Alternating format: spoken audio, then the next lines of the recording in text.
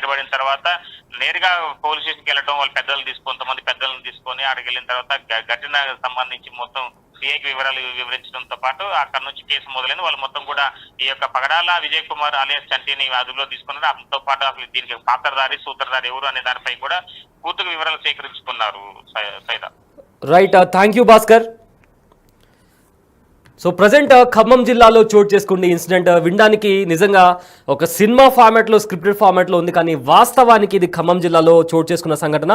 అయితే ఖమ్మం జిల్లా ముదికొండ మండలంలో సువర్ణపురానికి చెందిన తోట ధర్మకు భార్యతో గొడవలున్నాయి. అయితే కొండూరుకి చెందిన రామాంజనేయులతో ధర్మ భార్య ఎవరైతే ఉన్నారో ఆవిడకు వివాహేతర సంబంధాలు ఉన్నాయి. అయితే భర్తను చంపమని చెప్పి భార్య అలానే రామాంజనేయులు ఇద్దరు కలిసి తన ఫ్రెండ్ సాయంతో, వెంకట్ అనే వ్యక్తి సాయంతో రౌడీ షీటర్ అయిన విజయ్ కుమార్ని కలిశారు. అయితే భర్తను చంపడానికి 20 లక్షల రూపాయల సుపారీ ఇచ్చేందుకు కూడా డీల్ కుదిరింది. అయితే రామాంజనేయులు అడ్వాన్స్గా ఒక 5 లక్షలు ఇచ్చారు. దాని తర్వాత మార్చి 12న ఒక డాబా దగ్గర ధర్మాన్ని కిడ్నాప్ చేశారు దుండగులు. కిడ్నాప్ చేసిన తర్వాత రౌడీ షీటర్ అయిన విజయ్ కుమార్ రామాంజనేయులకి ఫోన్ చేసి కిడ్నాప్ చేశాము అని చెప్పి కిడ్నాప్ అయిన వ్యక్తి ధర్మాన్ని నిర్ధారించుకున్న తర్వాత మిగిలిన అమౌంట్ ఏవైతే ఉన్నాయో ఆ అమౌంట్ ఇస్తే మిగిలిన పని పూర్తి చేస్తాను అని చెప్పి విజయ్ కుమార్, రౌడీ షీటర్ అయిన విజయ్ కుమార్ రామాంజనేయులకి చెప్పడం జరిగింది. కానీ వాళ్ళు స్పందించకపోవడంతో ఈ రౌడీ షీటర్ అగైన్ ధర్మాన్ని బెదిరించి అతని దగ్గర నుంచి ఆల్మోస్ట్ 1.5 లక్షలకు పైగా డబ్బులు కూడా తీసుకున్నట్లు తెలుస్తుంది. అయితే పోలీసులు ఇప్పటికే వాళ్ళని అరెస్ట్ చేశారు. అయితే ప్రజెంట్ మనతో లైవ్లో మాట్లాడడానికి ఎవరైతే విక్టిమ్ ఉన్నారో భర్త ధర్మ, ఆయన లైవ్లో ఉన్నారు. ఆయనతో మాట్లాడి మిగిలిన డీటెయిల్స్ తెలుసుకుందాం. రైట్ ధర్మ, మిమ్మల్ని మార్చి 12వ తేదీ మిమ్మల్ని కిడ్నాప్ చేసినట్టు తెలుస్తుంది. అసలు మిమ్మల్ని కిడ్నాప్ ఎలా చేస్తారు? అసలు మీకు ఇంతకుముందు ఇలా మీతో జరుగుతుంది అని మీకు ఏమైనా డౌట్స్ ఉన్నాయా ముందుగానే? ఏంటో 12వ తారీఖు నైట్ 2 సార్లు ఫోన్ చేశాడు అతను, విజయ్ కుమార్ అని. ఓకే, హలో, ఫోన్ చేసినాక నేను లిఫ్ట్ చేయలేదు. ఫోన్ చేసి మీరు ఎవరండి అని అడిగాను.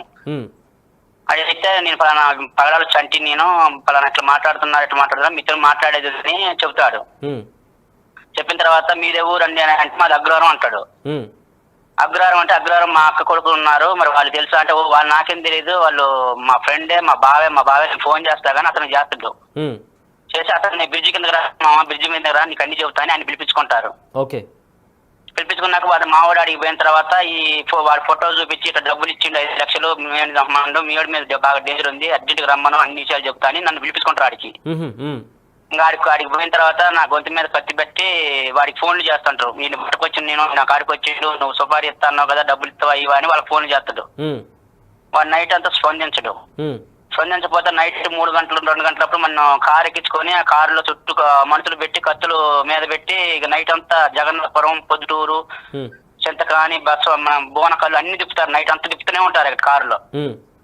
తిప్పుకుంటే వాళ్ళకి ఫోన్ చేస్తుంటారు, సుపారీ ఇచ్చిన వాళ్ళు ఫోన్ చేస్తుంటే వాళ్ళు ఎత్తారు, రెస్పాన్స్ అట్లా. తర్వాత చాలా మధ్యలో 3:30 ఒక ఆయన వెంకటేశ్వర రెస్పాన్స్ అవుతాడు. మధ్యలో సుపారీ తీసుకున్నాను వెంకట 5 లక్షలు.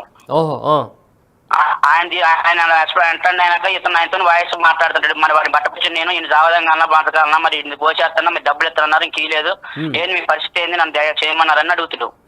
అడిగితే వెంకటనే వాడు అసలు రాము కాడికి ఫోన్ చేస్తాను, నువ్వు కాదు సపబా కాదు, వాడికి ఫోన్ చేస్తావు డబ్బులు రావాలి మనకి అని చెప్పి వాడు రాముకి ఫోన్ చేస్తాడు.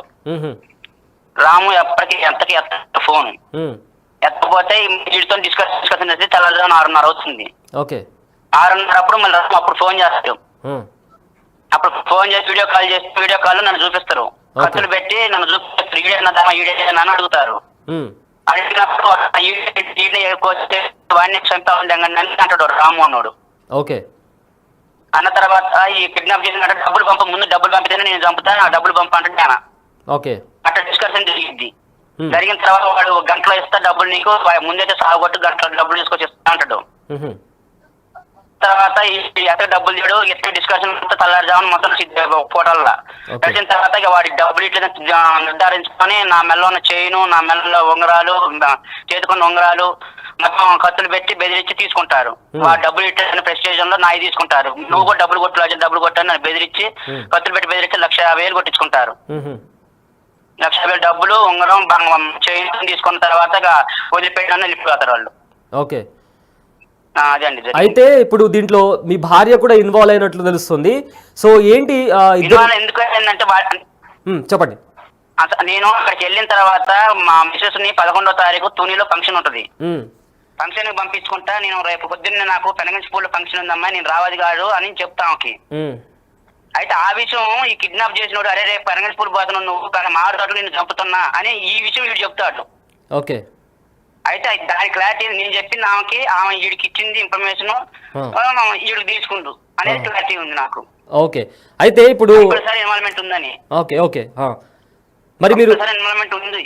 ఓకే, మరి మీరు మీ భార్యతో మాట్లాడే ప్రయత్నం చేశారా? ఆవిడతో ఏంటి ఇట్లా ఎందుకు చేసావని ఏమైనా మాట్లాడే ప్రయత్నం చేశారా? ఆవిడ ఏమైనా చెప్పారా మీకు? నాకేం చెప్పలేదండి. అసలు చెప్తే అంటే నేను అడిగాను, ఇట్లా ఏమైనా పాత్ర లేదు అంటున్నావు కదా నువ్వు, నీ పాత్ర లేదు అంటున్నావు, మరి వాడు వచ్చి నీ మొగుని చావడానికి వచ్చింది కదా, నువ్వు ఎందుకు రావు కేసు పెట్టడానికి? నీకు సంబంధం లేదు కదా, నువ్వు రా, నువ్వు వచ్చి పిటిషన్ ఇచ్చి నా బొగుని ఎందుకు చంపుతున్నావు నువ్వు ఏంటి అని చెప్పి అడగొచ్చు కదా అని అంటే నేను రానంటుంది. ఓకే.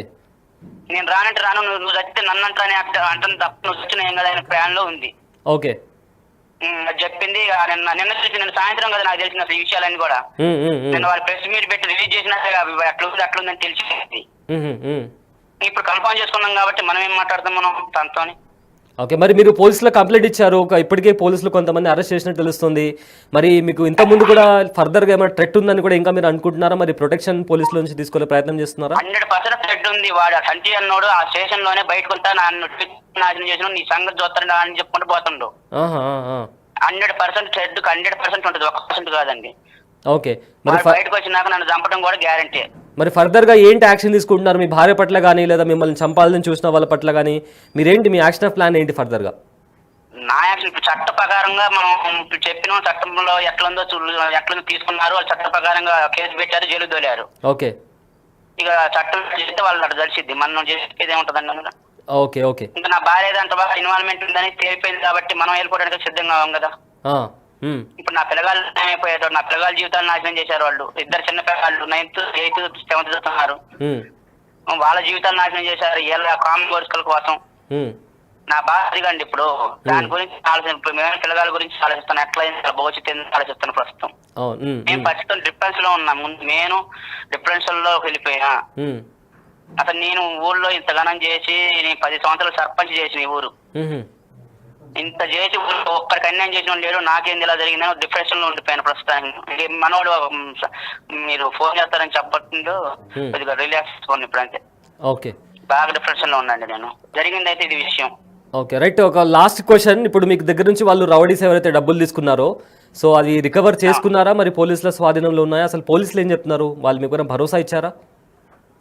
90,000 రికవరీ చేశారు. మన గోల్డ్ పెట్టింది వాళ్ళు 5 రిసిప్ట్ తీసుకొచ్చారు.